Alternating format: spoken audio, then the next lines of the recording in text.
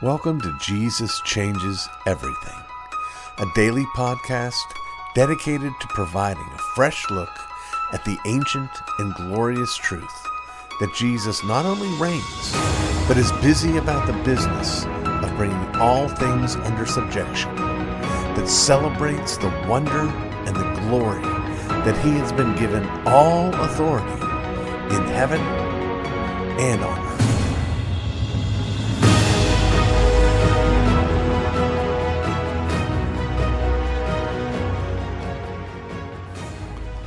Probate dignum.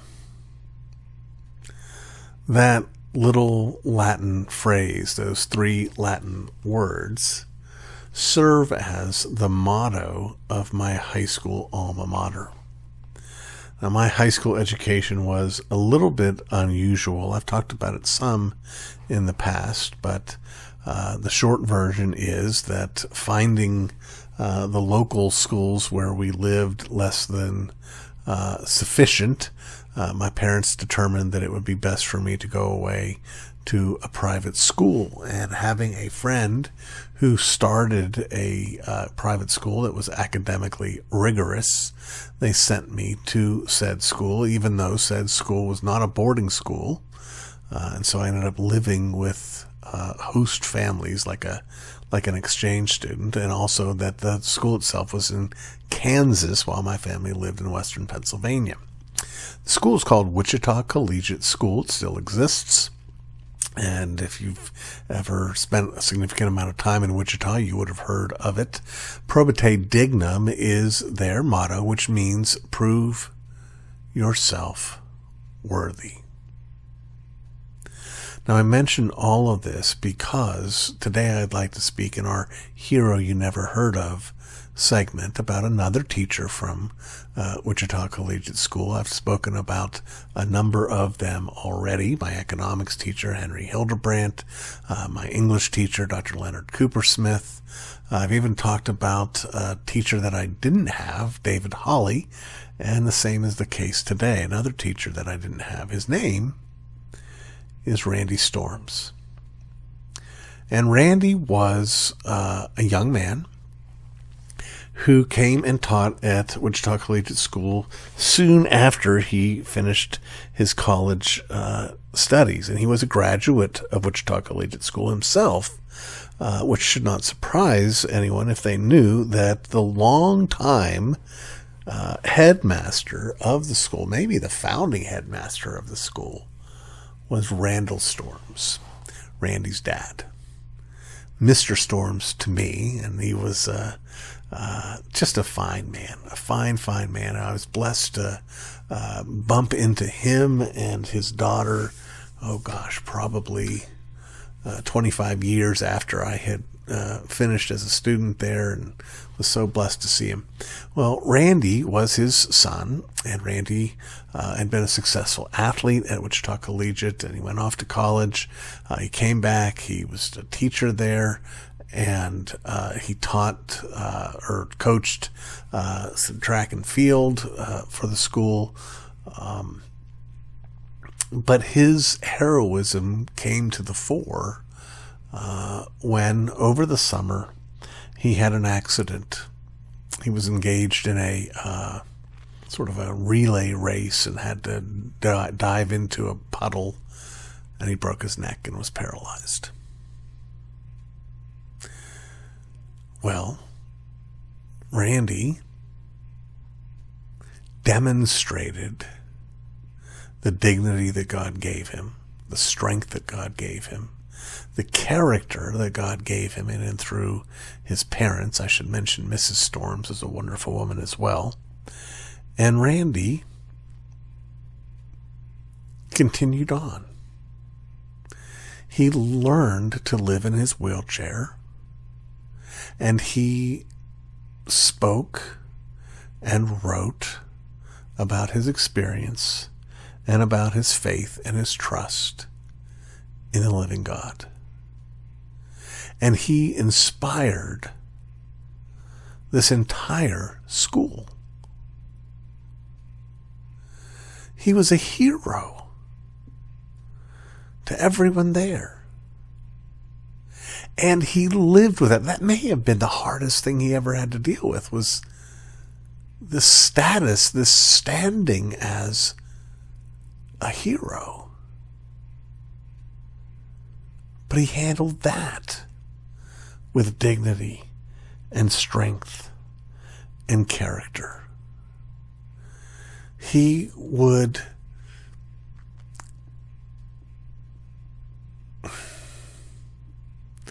talk openly about Jesus to these students. Don't make any mistake, Wichita Collegiate School is no Christian school. Randy was a Christian. Randy's family was Christian. But many of the students there were not. And Randy didn't just give a feel-good, what do they call the motivational speech kind of talks. Believe in yourself, you can overcome anything. Look at me, I've overcome this.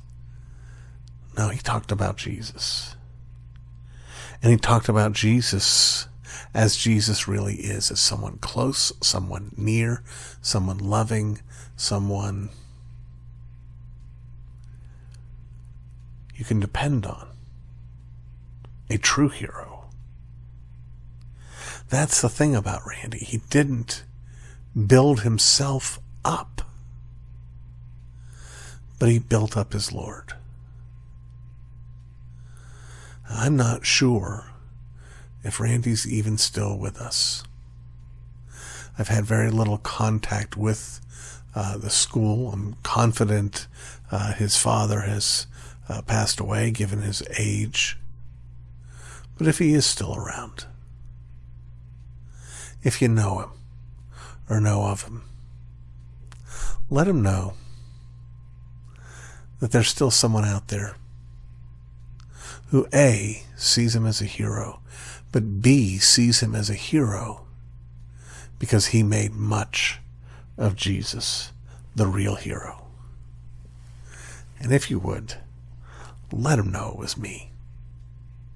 Thanks.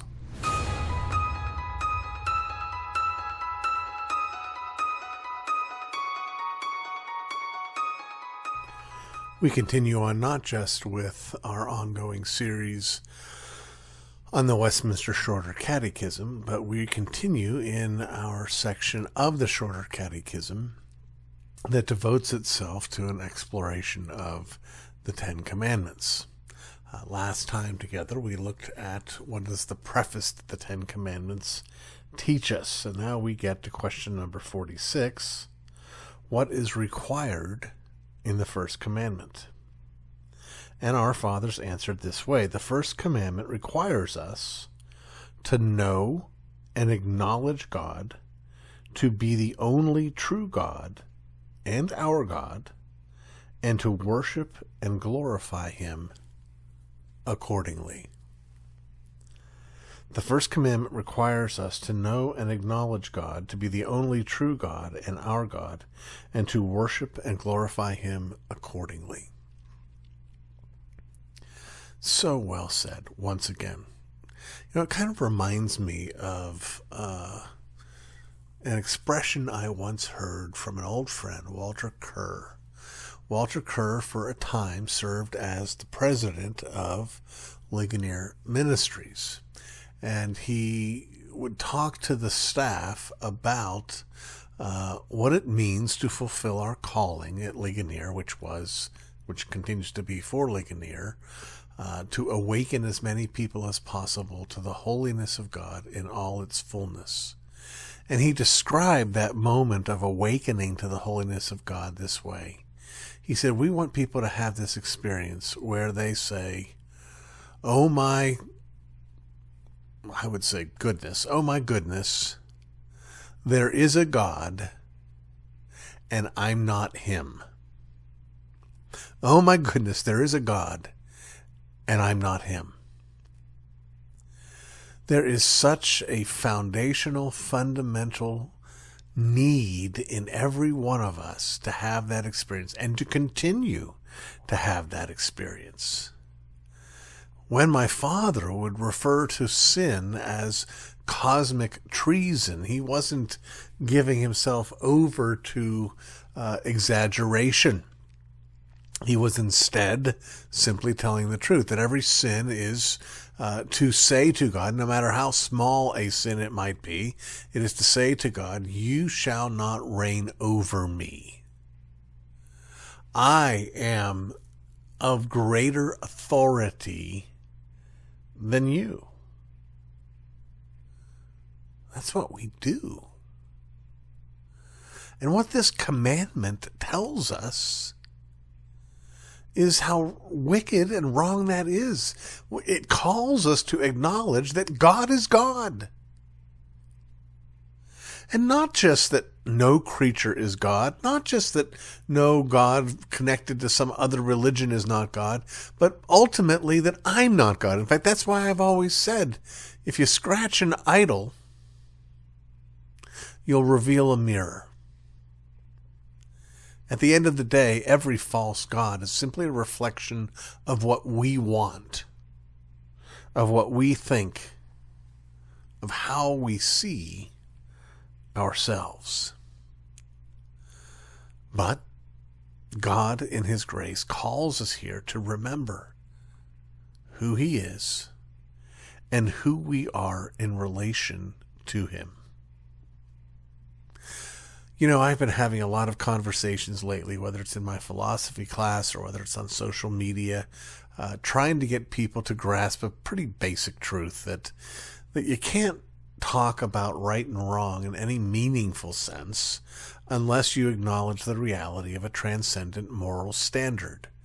And that expression, transcendent moral standard, almost invariably raises the question, well, what's that? And I always say something very simple. A transcendent moral standard is a moral standard that is above you and me and all people, that we all have a duty and an obligation to submit to. Now, where does that come from? Well, it can only come from God. We only have an obligation to fulfill the obligations we have because God is God. And we are His creatures.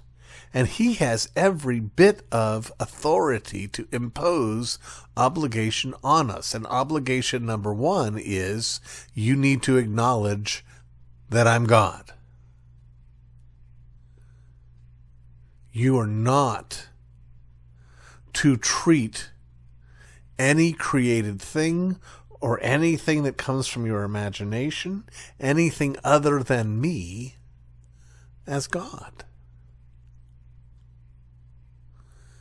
Have you ever been in a tough moral situation where it looks like, hey, if I do what God says here, bad things are going to happen? God says to do this, but if I do this, these terrible things are going to happen. Or maybe you know this is what I'm supposed to do, but others around you are saying, don't do it, don't do it, don't do it, don't do it. Maybe it's even your boss telling you, don't do it. Well, what is God saying here? God's saying, obey me. Honor me, worship me, know me, pursue me, love me. I am your end. I am your all in all. And why does He want us to do this? Is it because He's hungry and thirsty for these things? Because He's lacking these things? No, this is to bless us. Remember, as we go through these 10 Commandments, every step of the way, this is God's invitation to joy. Acknowledge God as God, and we will be blessed.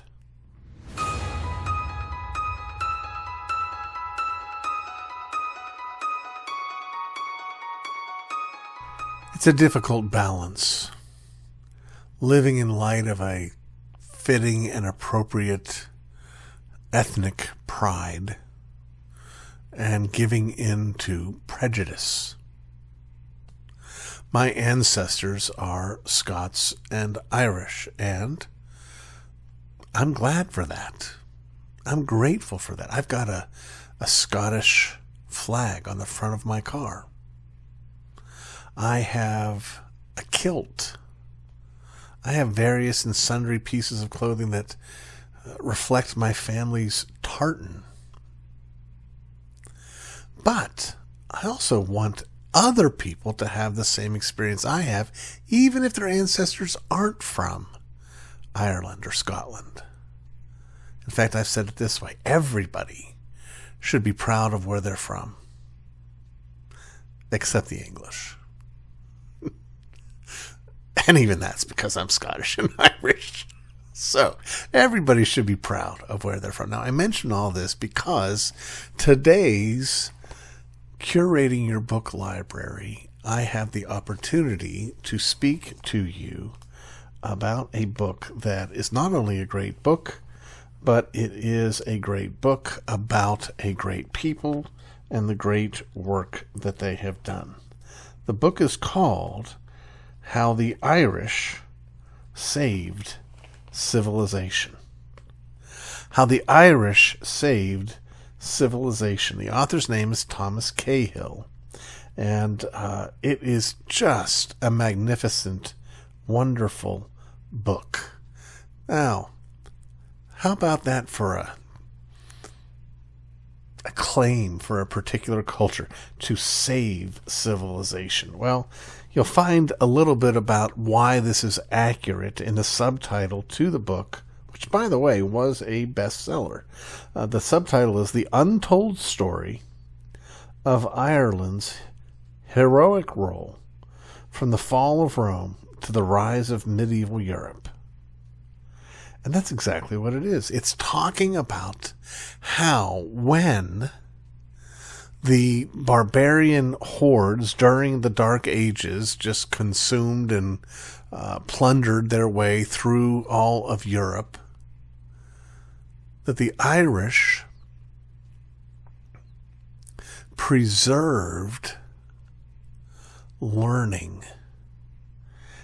principally in and through the work of monasteries. It is